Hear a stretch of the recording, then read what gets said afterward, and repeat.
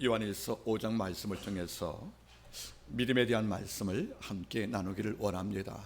부제는 조영미 시인의 소나무의 시 가운데라는 구절을 인용을 해서 믿음이란 무엇인가, 번개를 삼키는 나무가 되는 것이다, 이런 제목을 갖고 함께 주제목과 부제목으로 말씀을 함께 나누기를 원합니다. 오늘 말씀에 귀 기울이시면서 믿음의 의미를 또는 믿음의 위력을 함께 경험하기를 바라겠습니다. 말씀을 증언합니다. 사람은 생각이 익어야 말과 글도 있습니다. 그리고 생각이 익어야 말과 글만 읽을 것이 아니고 더불어 삶도 읽습니다. 가끔 보면 나이를 쫓아들었지만은 생각과 삶이 거칩니다. 행동이 서툴고 많이 거칠어요. 어찌 보면 정돈이 안 된 사람을 많이 볼 때가 있습니다. 이것은 성격 문제가 아니고 생각의 깊이 문제가 있다고 생각을 합니다. 그래서 늘 묵상을 합니다. 생각이 깊어야 술 익듯이 깊게 발효가지고 익어야 쓰는 글도 하는 말도 더 나가서 말과 글이 함축된 그리고 표현되는 삶도 읽지 않겠는가, 이런 생각을 해봅니다. 이번 주간의 관심은 제 단어가 바로 믿음이었습니다. 기도하면서 과연 참믿음 또는 좋은 믿음이란 무엇일까, 그리고 믿는 자에게 어떤 일들이 벌어질까, 이런 믿음에 관한 것을 묵상하다가 우연히 식물도감에서 한 꽃을 보게 된 거예요. 놀랍게도 그 꽃을 보면서 그 식물도감에 등장했던 꽃과 함께 이것이 믿음과 유사하구나 하는 이런 공통을 보게 되었다는 거지요. 그 꽃은 여러분들 티베트의 만년석을 사는 여러분들 노드바라는 꽃이 있습니다. 우리말로 복수초입니다. 한번 보시겠습니까? 사진을 한번. 노란 복소가 있죠, 여러분들. 복수초, 이른바 여러분들 설료나 또는 얼음새 꽃이라 보려고 있는데, 이 꽃이 지금 어디에 폈습니까? 눈 위에 폈다는 거지요. 여러분 잘 보시기 바라겠습니까? 약한 이 꽃이 바로 복수초인데 2월에 꽃이 핍니다. 그런데 어디에 피냐면 눈꽃에 핀다는 것이죠, 여러분들. 그럼 이것이 왜 중요한 것인가 한번 보겠습니까? 여러분들, 보통 봄꽃은 겨울을 피해서 핍니다. 즉 눈을 피해서 핀다는 것이에요. 어떤 꽃이든 눈을 맞으면 다 죽거든요. 냉기 때문에 또는 냉골 때문에. 그래서 자연순환 속에서 모든 꽃은 겨울눈이 다 그친 3월달에 꽃이 피는 겁니다. 그 이유는 눈을 피하기 위해서. 그런데 복수초는 다른 것이에요. 모든 봄꽃이 눈을 피해서 3월달에 바로 하지만 이 복수초는 2월달에 꽃이 핍니다. 그 이유가 무엇인가 알아봤더니 이 꽃은 눈을 피하지 않고 눈을 싸운다는 것이에요. 그래서 이 꽃은 어떠한 특장이 있냐면, 꽃이 필 때가 되면 주위에 눈이 많잖아요. 필 수가 없거든요. 이럴 때 스스로 꽃 안에서 열기를 발사한다고 합니다. 열기를 발사시켜서 주위에 꽃이 있던 주위를 다 녹여버리는 거예요.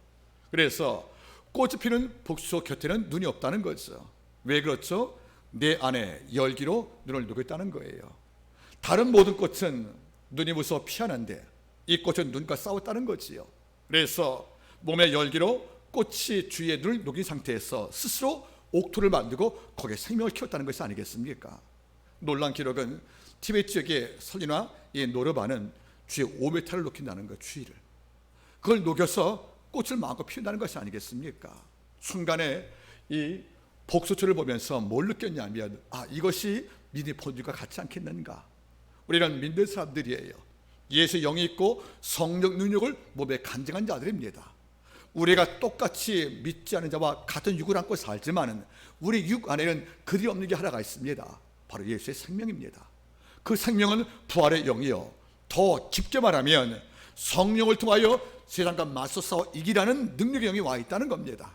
그래서 믿는 자에게는 성령이 임하시면 너희가 권능을 받고란 말이 등장하잖아요. 믿는 성도가 신분적으로 또는 지위적으로 남과 비교할 때 초라할지 몰라도 영적 관계에서 믿는 성도의 안에는 무엇이 존재합니까? 권능이 존재한다는 겁니다. 이 권능이란 말이 헬라 성경 어머는 디나미스입니다. 디나미스, 영어로 다이너마이트입니다. 무엇을 깨는 힘, 파견의 힘, 그리고 무엇을 붕괴시키는 힘, 즉 우리 앞에 장애물을 치고 나가서 이것을 관통하는, 그리고 횡단시킬 힘이 바로 권능이 아니겠냐, 그런 말이에요. 여러분들, 이걸 본다면 복수초는 그냥 꽃이 아닌 거죠. 당돌한 꽃입니다. 내 생명을 위협할 눈과 싸우겠다? 아무도 이런 생각을 안 해봤다는 것이에요. 냉골로 죽을 수밖에 없는 꽃잎의 운명을 알면서 무마할 정도로 꽃과 눈과의 싸움에서 이길 수 없는 꽃이 눈과 싸우겠다? 누가 볼 때는 이것이 무모한 결정일지 몰라도 이 꽃은 이걸 선택했다는 겁니다. 그리고 이겼다는 겁니다. 그리고 꽃을 피웠다는 겁니다. 이런 믿음이 무엇이겠습니까? 문제를 피하는 거 물론 지을 수 있습니다. 내 속에 절망에 밀려오고 낙심이 왔을 경우에 잠소리가 몸을 피하고 은둔 가능하지만 진정한 믿음은 무엇입니까? 큰 산아 내가 무엇이냐. 큰 산이 앞을 가로막았어요. 성전을 짓는 스룹바벨 앞에서 백성들의 불신과 이방의 침공이 큰 산 되어서 성전 공사를 막고 있는 거예요. 모두가 손 놓고 12년간 주저앉아 하나님 성전 이제 못 짓겠다고 절망할 때 예언자가 말합니다. 큰 산아 내가 무엇이냐. 스룹 앞에서 평지가 될 거라는 거예요. 큰 산을 피하지 않고 싸워서 평지를 만드는 것이 바로 믿음이라면 눈과 당당에 맞서 싸워서 내 꽃을 발화시키는 이 복수가 믿음과 같지 않겠냐는 말을 생각을 해봤다는 겁니다. 하나 더 들어볼까 여러분들? 여러분들 산불나무 나무가 어떻게 돼요? 다 타버리잖아요. 그런데 여러분들 맹크셔라는 나무가 있어요. 맹크셔. 아마 나이덕 시인의 시를 보면 그 나무가 등장하는데, 맹크셔라는 나무는 호주에서 자생한 나무가 됩니다. 그런데 호주에 대형 산불이 났잖아요. 여러분 미국 캘리포니아주라든가 호주의 산불나무는 끌 수가 없다는 겁니다. 지형도 험하지만 워낙 방대해서 인력을 갖고는 그걸 발화시킨 것을 진화할 수가 없다는 거니까 놔준답니다. 몇 개월 동안 타라고. 보통 5, 6개월 탄답니다. 5, 6개월 다 탄 다음에 가보면 나무가 다 타있다 죽었다는 걸 제가 되지 않겠습니까? 이런데 오직 하나의 나무만이 씨가 핀다는 거예요. 바라 꽃이 다 죽은 타버린 나무에서. 이게 바로 뱅크셔 나무입니다. 뱅크셔 나무의 특징이 어떤 것이냐면 씨가 솔잎보다 단단한 곳에 들어가 있는 거예요. 이 나무는 그냥은 발화하지 않고, 씨가 발화하지 않고 산불을 만나서 불이 뜨거워야 솔동보다 단단한 그 속에 씨가 깨고 난다는 거예요. 산불을 만나서 모든 나무가 다 죽어서 재가 되지만 맹크셔 나무는 오히려 산불 만나면 뭘 키워요? 싹쓸 낸다는 것이 아니겠습니까? 이 나무 역시 마찬가지예요. 복수초가 눈과 싸워 이겼다면 맹크셔 나무는 불과 싸워 이긴 것이 아니겠다는 겁니다. 모든 나무가 다 불에서 만나면 재가 되는데, 모든 꽃이 눈 만나면 다 냉골로 죽는데, 두 종류의 꽃과 나무, 이것은 이기고 승리하고 생명을 발하는 것이 바로 자연의 현상인 것을 볼 때마다 믿음을 연상케 되는 것이 아니겠습니까? 여러분, 믿음은 이런 것인 거예요. 믿지 않는 자와 믿는 자의 외모는 별 차이가 없어요, 여러분들. 그런데 그가 갖고 있는 내용물은 엄청난 차이가 있다는 겁니다. 그 속에서 그 삶을 끌어가는 힘이 다르다는 것이에요, 여러분들. 가끔 제가 기도하거든요. 주께 긍휼하심을 받고 때를 따라 돕는 은혜를 받기 위해서 은혜의 보좌 앞에 담대히 나오는 것이 바로 성도란 뜻입니다. 우리가 은혜의 보좌 앞에 담대히 나오면 아버지가 때를 따라 돕는 은혜를 통해서 우리 안에 성령을 작동시켜서 눈과 싸우라고, 그리고 화마와 불과 싸우라고, 그래서 꽃을 피우라고, 씨를 발화시키라고 말씀하는 것이 바로 믿음의 정신과 같다, 그런 말입니다. 오늘 제가 여러분 주보 안에 한 시를 넣어드렸죠. 여러분들 한번 보겠습니까? 조용묘 시인의 소모라는 시가 있어요. 소나무. 자, 이 나무가 이제 번개를 맞은 거예요. 잘 보겠습니까? 나무가 우레를 먹었다. 우레를 먹는 나무는 암자 산승가가 바위에 외로이 서 있다. 암자는 구름 위에 있다. 우레를 먹는 그 소나무는, 그 나무는 소나무다. 자, 그 다음 뭐죠? 번개가 소나무를 휘감아며 내리쳤으나 나무는 벌이 대신 번개를 삼켰다. 여러분들, 소나무가 번개를 맞은 거예요. 다 부서지고 타버립니다. 그런데 이 나무를 볼 때 시인은 말하는 거죠. 번개를 나무가 삼켜버린 거예요. 이러니까 번개 자국은 있겠죠. 시커멓게 탔죠. 나무가 샀다는 거죠. 이거 볼 때 뭘 느끼냐면 시인은 말하는 겁니다. 믿음이라는 것이 무엇이냐? 번개 쳤다고 난 죽을 거야, 이런 것들이 아니라 이걸 오히려 삼켜버리는 다른 종류의 나무, 이것을 시인은 봤다는 것이 아니겠습니까? 오늘날 예수를 믿는 사람에게 슬픈 일이 하나가 있는 거예요. 주님을 찬미하고 예비하고 경배한다 하지만 문제를 만나 어려움 당할 때 믿지 않은 자와 별로 태도가 다르지 않다는 거예요. 똑같이 주저앉고 똑같이 원망을 하고 똑같이 낙심을 한다는 겁니다. 그러면 그동안 기도한 것이 무엇이며 의뢰받은 것이 무엇이며 하나님께 성령을 간구한 게 무슨 이유라는 거예요. 어려울 때, 남들 산 넘을 수 없다고 돌아갈 때 산을 넘으려고 믿음이 필요한 것이고, 앞에 강물이 험하다고 배 없다고 주저앉을 경우에 배 없이 맨발로 홍해를 건너가는 것을 얻기 위해서 우리가 믿음을 구한 것인데, 어떻게 우리가 믿는 성도면서 문제를 닥치면 믿지 않은 자와 똑같이 반응하는지, 얼굴이 사색이 되어지고 주저앉고 당함을 하고 하나님 멀리하고 인간의 방법으로 도움을 구하고, 이런 것들을 우리가 문제 앞에 서있기 때문에 우리 삶이 그리 모든 자에게 감동이 될 수가 없다는 것이 아니겠습니까? 오늘은 이 문제를 놓고 함께 말씀을 나누기를 원합니다. 우리가 믿는 성도라면 적어도 번개가 쳐도 이걸 삼켜버릴 만한 바로 그 믿음들, 이것을 마음속에 소망하는 것이 맞다고 생각을 합니다. 오늘 요한이 우리에게 남겨주었습니다. 요한일서는 주님의 막내 제자 사도 요한의 서신서인데 참 인생 말년에 정말 늙음하게 쓴 글들이에요. 그러니까 할아버지가 어린 손자가 하듯이 조곤조곤하는 말이 바로 이 본문의 말씀이 됩니다. 그러니까 이거예요. 명절 맞이해서 손주가 할아버지를 찾아갔어요. 찾아갔더니 할아버지가 손주 볼 때마다 얼마나 까불어요, 아이들이요.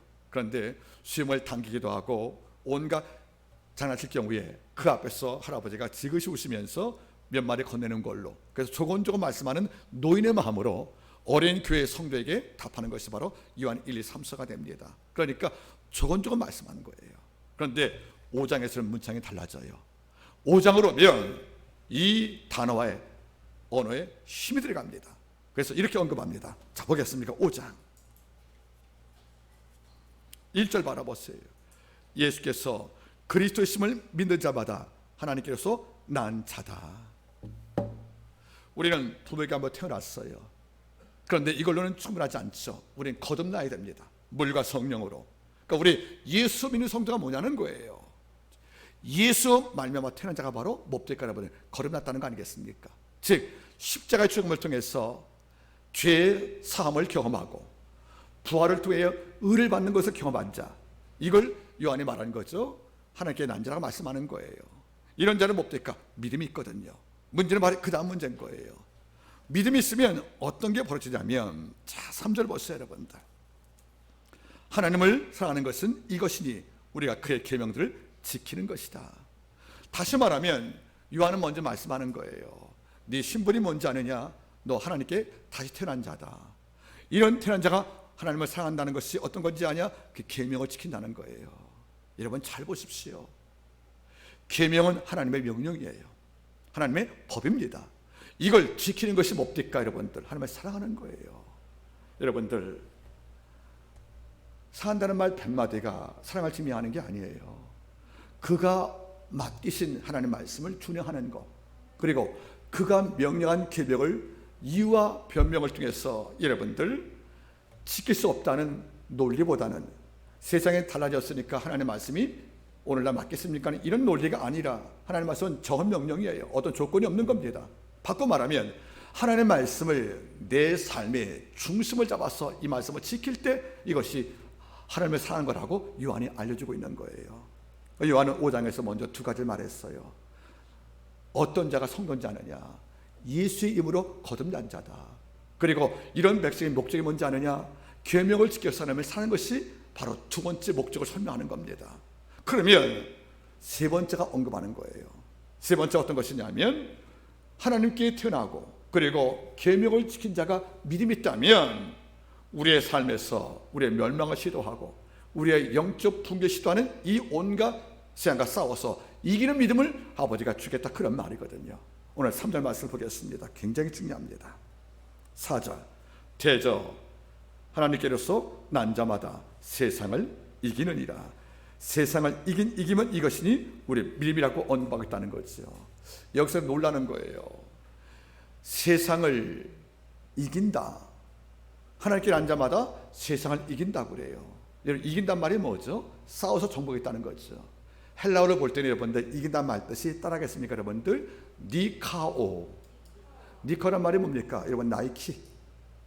여러분 나이키 알죠? 여러분들 스포츠 신발 나이키. 여러분들 이건 니커란 말에서 온 말이 바로 나이키입니다. 그러면 니커란 말이 뭡니까? 이겼단 말의 번역은 원래 적과 싸워서 굴복시켰다 그런 말이에요. 즉 정복하다 패배시키다 그런 말이거든요. 그럼 무슨 말입니까? 신앙의 원리를 사도 요한은 전적으로 봤다는 거예요. 한강 문화교육, 좋은 말을 듣는 이런 교양 수업이 아니라 신앙 자체의 본질은 공중 권세하는 악한 마귀, 그 옛날 에덴 동산에서 하와와 아담을 타락시켰던 바로 그 악한 마귀, 정말 간교한 마귀와 싸우는 이런 전투의 성격이 있다는 것을 말씀하는 겁니다. 여러분 긴장할 필요가 있잖아요. 교회 와서 좋은 말 듣는 것이 신앙의 전부가 아닐 거란 말이에요. 단순히 구제하고 또 나가서 전도하는 것만이 전부가 아니라는 거예요. 신앙은 근본적으로 뭐가 있습니까? 내 영을 위협하는, 기독교 공동체 진리를 공격하는, 그리고 성도의 영적 가치관을 타격하는 이런 악한 세력과 싸우고 맞서 이길 수밖에 없는 것이 바로 믿음의 본질이라고 요한은 말씀하는 거예요. 여러분들 늘 제가 말하지요.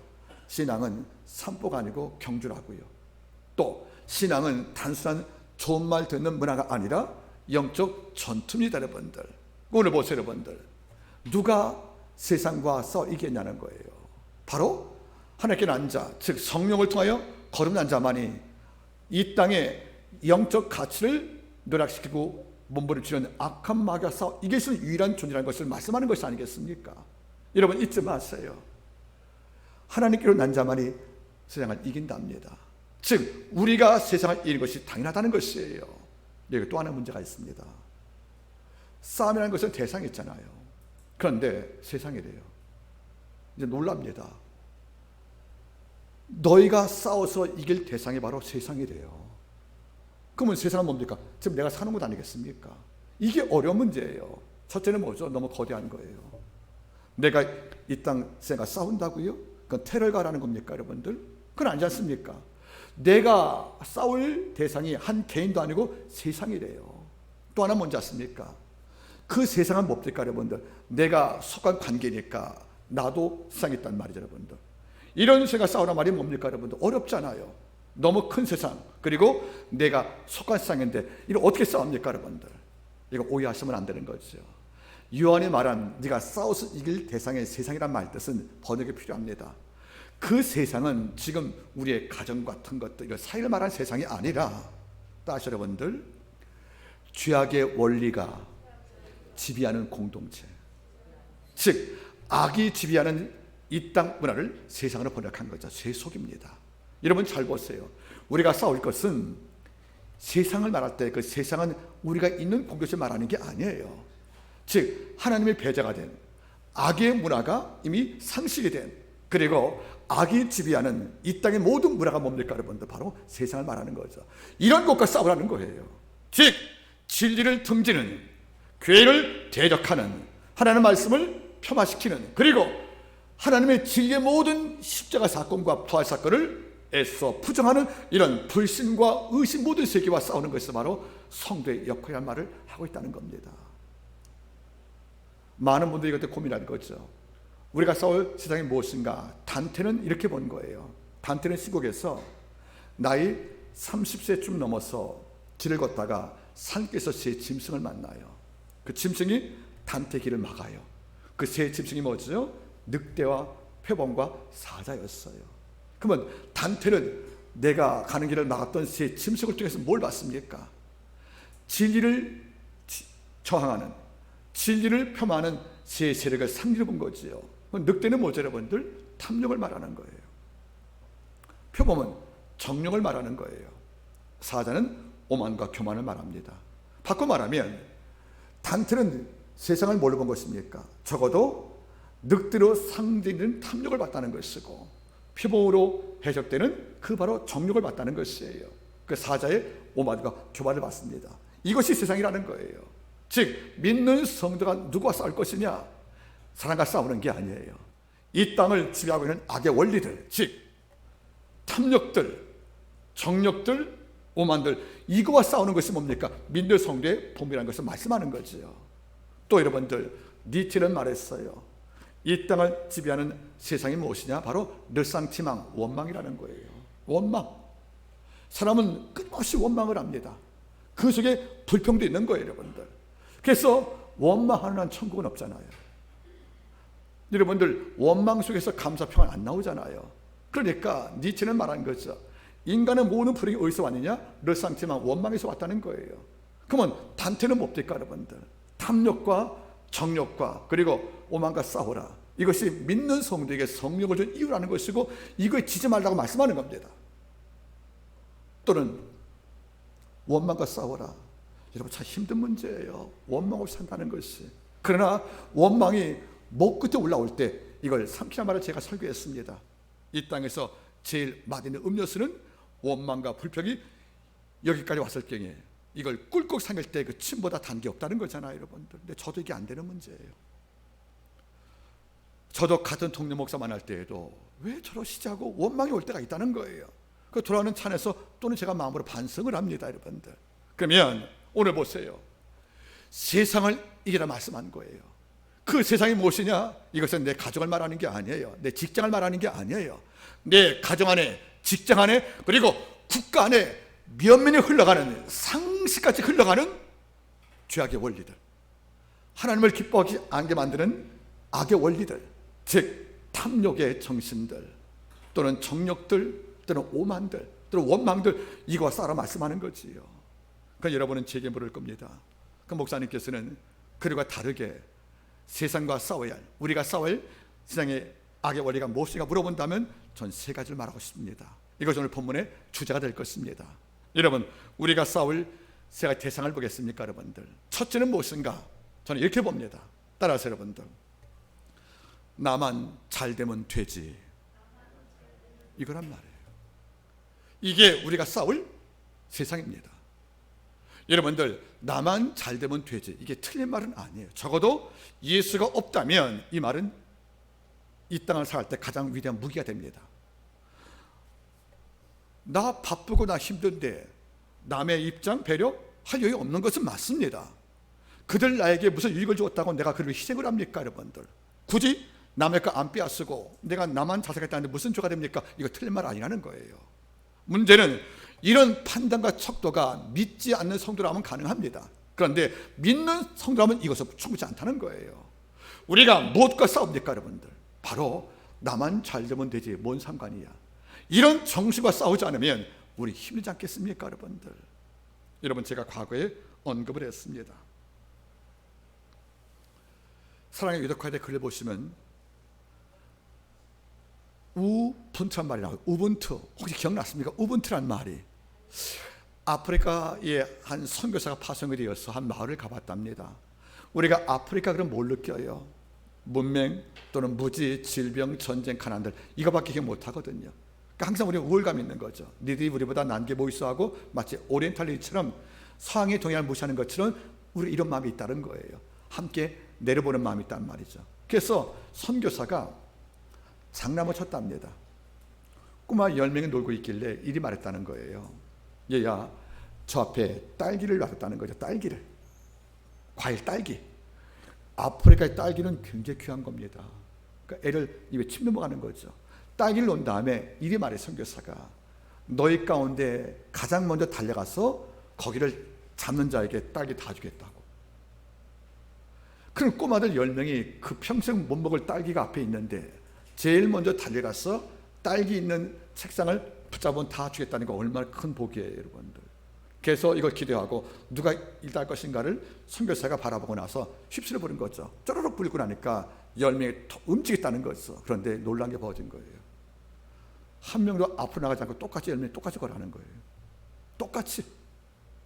우리 같으면 정말 빛의 속도 달려가서 그걸 잡고 내고 삼을 텐데 그 10명이 동시에 손잡고 또박또박 가져가서 10명이 동시에 책상을 다 댄 거예요, 손에다가. 그럼 딸기 몇 명 몫입니까? 한 명이에요? 10명 몫이잖아요. 이걸 보고 선교사 충격을 받은 거예요. 아니, 이럴 수가 있냐는 거죠. 먼저 달려가서 가장 먼저 집으면 다 내 것 될 텐데 얘들은 이것이 아니고 같이 걸어가 똑같이 10명이 책상에 따길 손잡았다는 거예요. 선교사 물어봤답니다. 여러분들, 너들 왜 그랬냐 물어보니까 우분투, 그대가 우리잖아요. 우분투 뜻은 뭐죠 여러분들? 당신이 없으면 나도 없다는 겁니다. 여러분, 이것은 우리가 볼 때 얼마나 비효율적인 생산이겠습니까? 자본주의 사회, 경쟁 사회에서 이런 논리가 성립할 수 있겠습니까? 이런데 이것이 사람을 살리는 거예요. 나만 잘 되면, 나 잘 되는 과정에서 누가 넘어집니까? 약한 자는 이 땅에서 도움이 되는 겁니다. 여러분들, 우리는 이 땅에서 뭘 배웠습니까? 이겨라, 지면 안 돼, 너만 잘 되면 돼, 남 신경 쓰지 마, 이걸 철저하게 세뇌받은 거예요. 그게 이 땅을 사는 자본주의 정신을 말지 모르겠지만 예수 공동체에서는 이것이 안 됩니다. 성령 받은 초대교회가 제일 먼저 한 것이 뭡니까? 첫 번째가 뭐죠? 저희가 함께 모여 사도의 가르침을 받았다. 그리고 돌아가서 떡을 띄었다. 그리고 모든 자에게 물건을 함께 나눠주고 통용했다는 것이 아니겠습니까? 성령 받으면 제일 먼저 무엇이 무너진 것입니까? 이기주의가 무너진 것이 아니겠냐는 것이에요. 내 것을 주면서 아깝다 하지 않았고요, 내 것이 걱정하지 않았고, 모두가 물건을 공용과 통해서 그 속에서 없는 자 얻게 만든 것이 바로 초대교회 성령 정신 아니겠습니까? 구약을 볼 때 여러분들 신년제도가 있어요. 신년제 뭐냐면 7년마다 안식년 오는데 7년에 안식 7번, 그 다음에 50번째가 신년이거든요. 신년되면 어떤 게 벌어집니까 여러분들? 노인은 해방되고요, 빚 때문에 땅을 팔아서 맡긴 그 땅은 다시 돌려준 것이고요, 그리고 여러분들 그동안에 이방 땅에 있던 많은 백성은 고향 갈만 자기에 주어지는 거예요. 신년이 뭡니까 여러분들? 바로 잃어버린 거 다시 찾기 위해서 가난한 자가 없게 만드는 것이고 빚자가 없게 만드는 것이 바로 신년제도거든요. 여러분들, 이것이 뭔지 아십니까? 나만 잘돼 정신 앞에서 주님 말씀하는 거예요. 신년제가 필요하다고요. 그래서 주님은 취미 설교를 고향 땅 나서서 했거든요. 그때 그 말을 읽었습니다. 은혜의 해강이 말 것이고, 이 말이 지금 여기 맺다는 거죠. 예수가 있던 목적이 뭐죠? 신년을 이기게 해서 왔다는 거예요. 신년제도 무슨 말이겠습니까? 빚진 자에게 자유를 주고 노예에게 해방을 주고, 그건 뭡니까 여러분들? 모두가 함께 살자는 것이 아니겠어요? 여러분 잊지 마세요. 그대가 살아야 내가 사는 것이에요.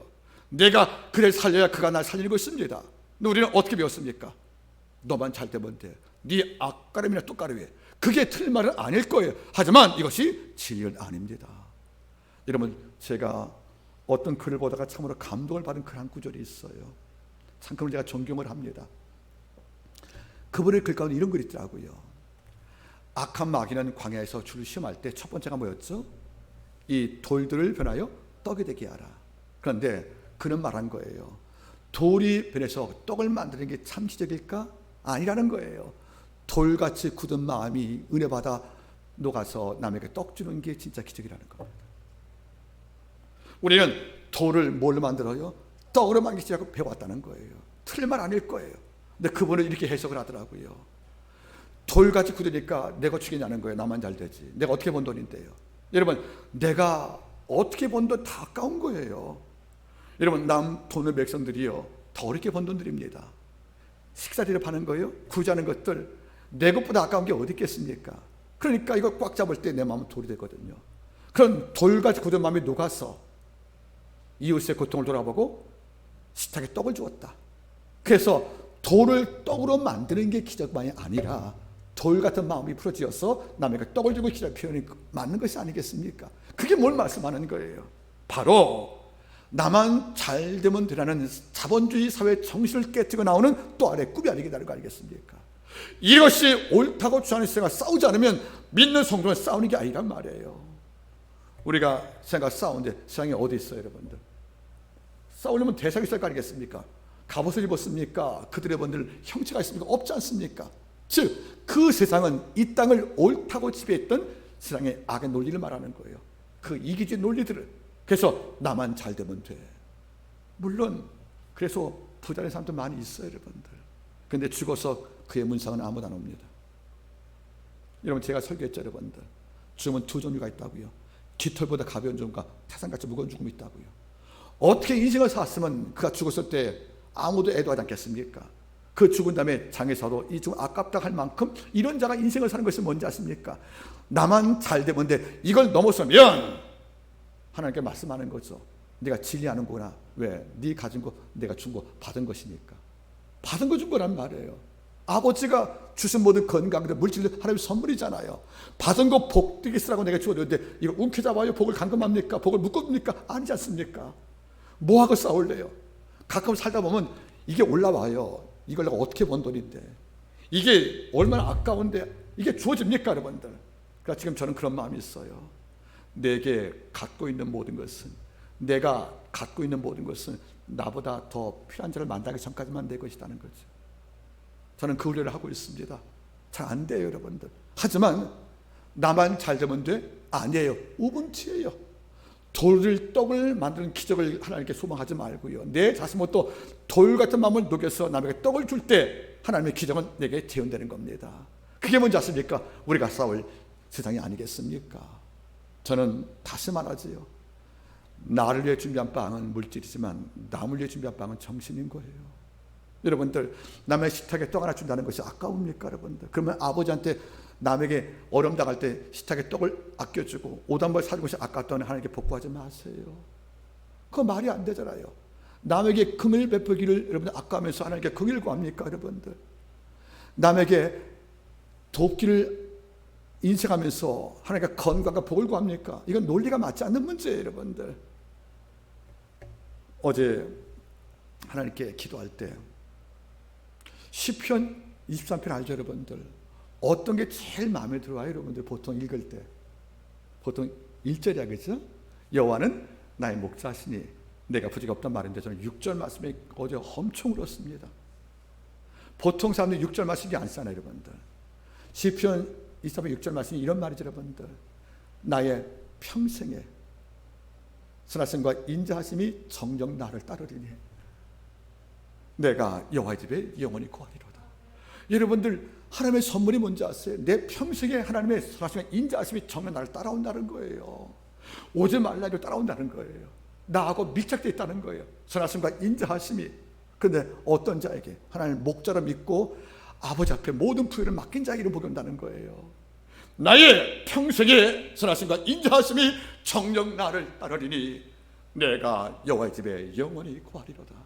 아버지의 선하심과 인자하심이 정녕 따라올 때 어떤 자입니까 여러분들? 우분투 정신을 갖는 자입니다. 이런 자가 세상을 싸워 이길 자가 될 것이 아니겠습니까? 두 번째가 있답니다 여러분들. 우리가 싸울 두 번째 이 땅 정신은 바로 이것이에요 여러분들. 수단과 방법을 가리지 마라. 네 목적을 위해서는 수단 방법을 가리지 마라. 여러분 잘 보세요. 우리 영어 좋아하는 분들 한번 주목하시겠습니까? 수단과 방법을 안 가린다. 그런 자가 있어요 여러분들. 그래서 이익도 많이 취합니다. 그런데 영어 단어에서 수단과 방법을 안 가리는 사람 표현한 영어 단어가 두 개가 있습니다. 물론 많겠지만 저는 두 개를 봅니다. 하나가 wretch예요. W-R-E-T-C-H. W-R-E-T-C-H. wretch란 말이 뭐죠? 악마같이 비열한, 어머니 쓰레기란 뜻이에요. W-R-E-T-C-H. wretch란 말이 있어요. 여러분들, 수단 방법을 안 가려요. 이익을 위해서라면, 이것을 영어에서 wretch라 그러면 원래는 뭐죠 여러분들? 심약한, 약한. 그런데 두 번째 시 뭡니까? 바로 쓰레기. 세 번째가 뭐죠 여러분들? 바로 악마같이 비열한. 이런 어메이징 그레이스 여러분 노래 알죠? 나 가지고 살리시니. 거기에 둘째 가사 그래요. 나는 그 구원의 소리를 들었다. 바로 쓰레기 같은 날 위에 죽으신 그 사랑을. 이런 말이 거기 등장한단 말이에요. 어메이징 그레이스 노래의 가사 가운데서 거기에 렉산 말이 나와요 여러분들. 그게 뭐죠? 쓰레기란 뜻인데 세 번째 해석이 뭡니까? 악마같이 비열한 말이 나오거든요. 그게 뭡니까? 목적을 위해서 수단방법을 안 가린다. 거짓말 통해하고 남을 음해하고 이렇게 인생을 살면서 얻은 복인데 이게 복이 될 수 있겠습니까? 독이지. 여러분들, 복을 누려야지 왜 복에 눌려 삽니까 여러분들? 이러면 따르겠습니까? 탐욕을 잡으면 내가 잡은 게 아니라 탐욕에게 잡혀 사는 것이다. 그 불쌍한 거란 말이에요 여러분들. 그래서 바로 렉츠가 있고요. 또 한 가지가 뭔지 아십니까 여러분들? 바로 시니스터. S-I-N-I-S-T-R. 시니스터라는 말이 있어요 여러분들. 이게 뭐죠 여러분들? 시니스터 디자인이라고 그러면 간교한 놈 이런 말이거든요. 시니스터. S-I-N-I-S-T-R. 시니스터. 붙여서 시니스터 디자인 뭐죠 여러분들? 간악한 놈, 이런 말이에요, 여러분들. 저는 그래요, 여러분들. 믿는 성도는 수단 방법을 가리는 자입니다. 왜? 목적에 선한 방법에 선할 수밖에 없다는 거예요. 우리는 수단뿐만 아니라 방법도 우리 여러분들, 목적만 아니라 수단 방법도 우리는 가려 사는 것이 믿는 성도입니다. 아버지가 기뻐하는 방법을 갖고 목적 이루는 것이 아니란 뜻이에요, 여러분들. 이런데 이 땅 많은 사람들 바라보세요. 시니스터, 아주 못되니까 간교합니다. 또 렉처, 악마같이 피해합니다. 그래서 안 한 말도 했다고 그러고. 정말 이런 문제가 있어요. 변명도 안 돼요. 그런 말 하지 않았는데, 했다고 누가 말을 퍼뜨리고 나면 한 달 만에 알았는데 다 소문 퍼진 거죠. 이거 어떻게 써담겠습니까? 나중에 뭐죠? 내가 잘못 알 것이라고. 이거 해결될 문제가 아니라는 겁니다. 렉처, 시니스터, 이런 종류가 어떤 것이다 바로 수단발 안 가린 자입니다. 그러면 이게 어떻게 볼 때는 지름같이 보이는 거, 지름길같이. 이게 빨라 보여요. 목적 이럴 때 아니라는 겁니다. 이런 다시 한번 따라하겠습니까? 믿는 성도는 목적에 선하면 방법도 선회한다. 여러분, 다윗 바라보세요. 다윗은 사울왕이 버림받은 다음에 몰래 사무엘이 와서 기름 부어서 왕 됐어요, 여러분들. 그건 알죠? 사울왕을 버렸어, 하나님께서. 그리고 그 대신 차기 왕으로 다윗을 기름 부었어요. 그러니까 누가 아버지가 인정하는 왕입니까? 다윗이거든요. 근데 사울왕에 물러갔습니까? 안 물러갔어요. 그러고도 여러분들, 15년 이상을 왕으로 즉위하고 거기서 권세를 누렸습니다. 그 15년은 다윗이 도망칠 시간들이었어요. 왕으로 기름 받고도 사울왕은 폐위되지 않고 오히려 등등해서 사울이 다윗 죽이려고 군사 3천 풀어서 이 잡듯이 벼락을 잡듯이 이스라엘 땅을 뒤졌다. 결국 다윗이 망명을 갔잖아요. 그러면 하나님이 공정한 왕인데 버림받은 왕이 득세하고 있어요. 그러면 이 왕을 죽여도 난 잘못이 아닌 겁니다. 왜? 내가 기름을 받은 친구를 3일도 갖고 있으니까 나의 기름을 3일 사 있었으니까. 그런데 그런 기회가 두 번씩 왔다는 거죠. 엥게를과 아둘람굴에서 왔다는 거예요. 한 번은 뭡니까, 여러분들? 자는 사울왕의 옷만 맸대요. 한 번은 사울왕의 물통만 가렸대요. 여러분, 옷을 뺄 정도면 죽일 수 있다는 거죠. 물통을 가릴 정도면 여러분 죽일 수 있다는 거죠. 근데 안 죽였다는 거예요. 왜 그래요, 여러분들? 버림받은 왕을 내가 죽여도 내가 왕 될 때 얼마나 여러분들 지름길입니까? 이렇게 도망다니니 그 왕을 죽여버리면 3일도 사 있겠다. 그의 증거를 받아서 왕 될 수 있는 것이 아니겠어요? 근데 안 죽였대, 여러분들. 그 이유가 뭔지 아세요? 내가 왕으로 될 목적을 위해서 수탄을 피 묻은 살해를 하지 않겠다는 거예요. 만약에 죽여서 왕 됐으면 그거 구태타입니다. 아무리 하나님 길어보다 할지라도. 그래서 나올 때 뒤늦게 사울이 하고 뭐라 합니까? 울면서 네가 나보다 의롭다 굴복하잖아요. 그 사울이 길보아 전에 죽은 다음에 사울을 죽여서 왕된 다윗이라면 그들이 협조 안 했겠지요. 그러나 끝까지 다윗 죽은 다음에도 애곡하고 장례식 다 치를 경우에 북쪽의 열지파 장로가 찾아와서 다윗에게 수하에 들어왔고 통일 왕국이 된 것이 아니겠냐는 거예요. 다윗은 철저하게 수단 방법을 갔다는 겁니다. 여러분, 이익이 있다고 수단과 방법 뛰어넘지 말라는 거예요. 왜? 아버지가 당신이 원치 않은 방법을 얻은 복은 날려보냅니다. 아버지가 당신이 안 기뻐하는 방법을 얻은 모든 수단은 아버지가 다 깨버리는 것이 아니겠습니까? 잊지 마세요. 요나단도 다윗 죽으면 자기가 왕 되는 거예요. 아버지 아들이었으니까. 그에게 다윗을 죽여서 차기 권력을 찾는 것이 아니라 다윗에게 군복 주고 양식을 주고 도와주어서 그를 왕 되고 하는 말이 뭐죠? 너는 왕이 될 것이고 난 그 다음이라 말하지 않았습니까? 그도 절차를 굉장히 취한 자가 아니겠습니까? 이 땅은 효율사회, 성과를 내기 위해서 빨리 뛰라고 말씀 모르겠지만 기독교는 다른 거예요. 여러분 따라하세요. 분들, 과하지 마라. 과하면 추한 거예요, 여러분들. 욕심 과하고 방법이 과해서 진리에 어긋나면 그 타산의 열차가 아니겠습니까? 우리가 뭐하고 싸우는 겁니까? 남들은 뭡니까? 누구 눈치 봐. 해버려. 너만 그래? 수단 방법 가지지 마. 이렇게 내 목을 조일 때 우리 말씀합니다. 하나님 기뻐하지 않는 것은 내 방법이 아닐 거라고요. 그게 뭡니까? 우리가 싸울 세상 원리가 아니겠냐는 거예요. 이렇게 말하면 남들은 그래요. 세상 모르시는 분죠.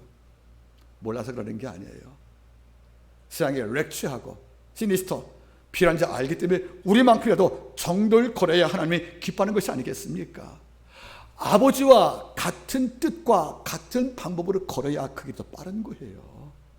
여러분들 더디 가도 바르게 걸어야 그게 빠른 거 아니겠습니까? 이런 이야기 슬프지요. 종말때가 주어진 교회는 양극화가 있어요. 큰 교회는 계속 부흥됩니다. 작은 교회는 계속 작아지는 거죠. 큰 교회는 재력을 앞세워서 성도가 쓸어갑니다. 차로. 지금 성도가 먼 길 걸어오겠습니까? 차 타고 오겠습니까? 근데 교회까지 차로 모셔 안 돼요. 그거 얼마나 필요합니까? 작은 교회는 인력이 안 되잖아요. 그러니까 마지막 때가 되고 나면 양극화 온다는 것이 아니겠어요? 그분들은 그 부흥이라고 말해요. 그게 부흥일까요, 여러분들? 남의 교회 양을 들어가는 것이 부흥일까? 다 똑같은 주의 교회인데, 여러분 잊지 마십시오. 믿는 성도 수단 방법이 중요합니다. 그게 어떤 목적보다 클지 모릅니다. 여러분들 이런 논리와 싸우는 것이 뭡니까? 믿는 성도가 싸울 세상이라는 것을 잊지 말기를 바랍니다. 세 번째가 있습니다. 첫 번째가 뭐죠?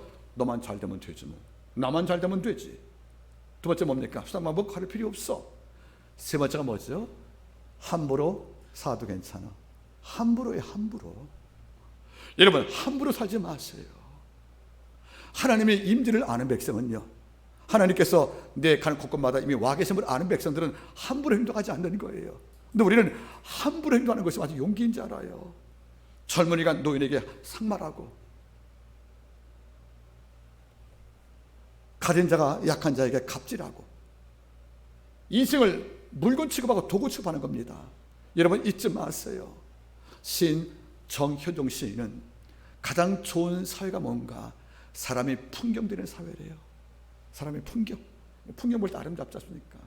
누굴 도와주고 약한 자를 위로해서 그가 웃는 모습, 이런 풍경이 이 땅에 최고 아름다운 경치라는 거 아니겠습니까? 여러분 사랑 귀에 걸 줄 알아야 되는 것이에요. 우리는 모든 사람을 위해서 자기 목숨을 대성물로 주신 예수에 의해서 우리가 생명 얻은 자들입니다. 주님은 철저하게 신현제도, 노예로 팔려간 자에게 50년 만에 자유를 가는 것이고, 가난 때문에 땅을 판 자에게 땅을 돌려주어서 그 가난의 세습을 끊게 만드는 것들, 이것이 신현 정신이라면 우리가 신의 마음을 갖고 모든 삶을 대하는 것이 옳은 것이 아니겠습니까? 여러분들 함부로 살지 마세요. 말씀과 상관없이 살지 말란 말이에요. 가끔 제가 이런 말을 들어요. 여러분들 세상에서 제일 조용한 곳이 어딘지 알아요?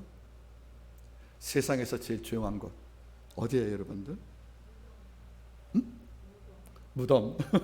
근데 나도 그런 줄 알았거든요. 근데 월요일 날에 교회래요. 월요일 날 교회. 그럼 주일날은 얼마 우리가 활기차 생동하셨습니까? 올라이브하게. 주일날 교회는 무덤보다 고요해야 돼요. 교회 안 온다는 거잖아요. 주일날 끝났고 음악 끝났으니까 교회 와서 기도 안 한다는 거잖아요, 여러분들. 그러니까 월요일날 교회만큼 중요한 것이 없다는 거죠. 여러분 그래가지고 여러분들 안 되는 거예요. 우리가 신앙생활 함부로 하면 주일 외에는 교회 올 필요가 없다는 겁니다. 그건 안 되지 않습니까? 개인 큐브에서 골방을 쌓고 내 자리가 있고 내가 주를 만나는 그 걸어가는 시간들이 늘 남아있는 경우에 우리가 사는 것인데, 우리는 함부로 살아요. 말도 함부로, 표정도 함부로. 이게 얼마나 큰 문제인지 아십니까? 세상은 다 그래요. 세상은 모든 게 숫자로 환원되잖아요. 너 연봉 얼마야? 너 아파트 몇 평이야? 너 차 100이랑 얼마야? 숫자로 환원되거든요. 그런 숫자가 왕이 되어서 우리를 통치할 때 우리는 전세옷이 살아요. 우리는 교회로 작아요. 우리 뭡니까 여러분들? 통장 잔고도 없어요. 그런 자를 앞에서 마치 너는 루저라고, 너는 실패자라고 모욕할 때, 사람을 함부로 대할 때 아버지가 말씀하는 거죠. 가난한 자를 멸시한 자는 그를 지으신 나를 멸시하는 거라고. 네가 가난한 자의 외침을 듣지 않으면 네가 간구할 때 내가 듣지 않겠다고. 하나님은 고아의 하나님이란 말은 무슨 말이에요? 약자에게 함부로 되지 않는 자가 여러분들 존귀한 자입니다. 그저께 룸이라는 시인의 시를 읽어봤어요. 저도 감동이 되더라고요. 하나님 함부로 안 살려면 무엇이 필요하지요? 하고 기도하고 있었는데 글을 읽다가 시를 봤더니 아버지 응답했던 것 같아요. 룸이라는 시인이 이렇게 말했습니다. 약한 자를 대할 때 세 가지가 필요하다. 연민의 눈으로 바라보고, 존중의 입으로 말하고, 관용의 귀로 듣거라. 한번 따라하겠습니까 여러분들? 연민의 눈으로 바라보고, 존중의 입으로 말하고, 관용의 귀로 들어줘라. 여러분 그러라는 거예요. 그런 마음을 가져보세요. 연민 눈으로 바라보는 것은 뭐죠? 요한복음 5장 38도 환자 바라보실래요? 예수께서 바라보시고 불쌍히 여겼다는 거잖아요. 그렇죠? 두 번째 여러분들 존중의 입으로 너 낳고자 했지 않았습니까? 세 번째 관용이 할 말이 뭐죠? 너 진짜 없다 그러니까 내가 대신 너 안아줄게 하고 고라 했단 말이에요. 요한복음 5장에서 그 환자고 시키게 주님은 세 가지 동번했습니다. 연민 눈으로 그를 바라봤고 존중의 입으로 너 낳고자 물어봤고요. 그 말하는 것들로 물동할 때 나 너 있다는 말을 다 들으시면서 그에게 치유 안 줬습니까? 바로 주님도 환자 대할 때 연민 눈과 그리고 존중의 언어와 입술과 그리고 관용키로 반응했단 말이에요. 이것만 장착을 하면 여러분들 우리가 존경을 받는 겁니다. 믿는 성들은 존경을 받는 것보다 큰 보상이 없는 거예요. 여러분 함부로 살지 마세요. 하나님이 나 때문에 상처받지 않겠습니까? 여러분들 오늘 말씀은 제가 맺기를 원합니다. 여러분들 오늘 우리가 믿음을 통한 내용을 배웠습니다. 여러분 잊지 마세요. 아브라함, 여수와 헷셀을 말하죠. 오늘 우리가 믿음을 배웠는데 왜 배우는가? 그리스인들은 이해하려고 배웠고 현대인들은 이익을 보려고 배웠지만 히브리인들은 하나님을 공경하려고 배웠다는 겁니다. 우리가 믿음 배웠어요. 그리스인들은 이해하려고 배운대요. 현대인은 이익을 위해서 배운대요. 그런데 히브리인들은 하나님을 공경하려고 배웠다는 거죠. 우리가 오늘 믿음을 배웠습니다. 여러분 잊지 마세요. 믿음은 바로 무엇입니까? 여러분들 이긴 자 예수 그리스도가 우리를 이김을 주겠다고 약속을 준 거예요. 여러분 잘 보세요. 여러분들 한번 결론보겠습니까? 5장 4절 세상을 이긴 이김은 이것이니 우리의 믿음이라고요. 눈과 싸울 용기의 그 복수의 그 삶, 불과 싸웠던 여러분들 맹끝이라면 바로 그 삶들, 즉 맞서 싸워서 내가 옳다면 끝까지 싸우시는 바로 이런 의지가 믿음이라면 우리가 믿음을 갖고 싸울 때 누가 도와줍니까? 이긴 자 예수가 도와주거든요. 요한복음 16장 33절 너희가 세상에서는 환난당하나 담대하라 내가 세상을 이겼노라. 또 로마서 8장 37절 그러나 이 모든 일에 우리를 도우시는 말미암아 우리가 넉넉히 이기느니라. 고전 15장 57절 말씀 우리에게 이김을 주시는 하나님께 감사하노라. 아버지는 믿음 있는 자를 반드시 이기게 하십니다. 왜? 그분이 이긴 자거든요. 여러분들 이번 주 안에 우리 믿음을 복구합시다. 믿음을 다시 한번 정착을 해서 이제 눈 피하는 꽃이 아니라 눈과 싸는 복수가 될 것이고 번개를 삼키는 나무가 될 것이며 산불에서 씨를 발화시키는 맹크셔가 되어서 한 주가 승리하시고 다시 주 앞에 나오시기를 부탁드리겠습니다. 기도하시겠습니다. 하나님 아버지, 믿음을 말할 자 많지만은 믿음 안에 사는 자가 드물드물 알기에 참으로 속상할 때가 참으로 많습니다. 이 종부터 다시 한번 믿음을 복구하기를 원합니다. 암전같이 어두워진 믿음의 끈을 다시 키워서 발화가 되어지고 화려한 불빛을 발했던 빛된 예수의 영광처럼 믿음이 한번 우리 삶 속에서 빛나기를 간절히 원합니다. 눈과 싸워 이긴 복수를 기억을 합니다. 불과 싸워 이긴 뱅크시나무를 기억합니다. 번개를 삼켜본 나무처럼 우리가 살게 도와주시옵소서. 우리가 싸울 세상은 다른 것이 아니라 나만 잘 되면 되지. 그리고 아버지여 수상만물 가리지 마. 그리고 아버지 함부로 사는 것 이 모든 악의 원리와 싸워서 우리가 충분히 살 수 있도록 역사할 것을 믿고 감사드리며 모든 말씀을 예수님의 이름으로 기도드리옵나이다. 아멘.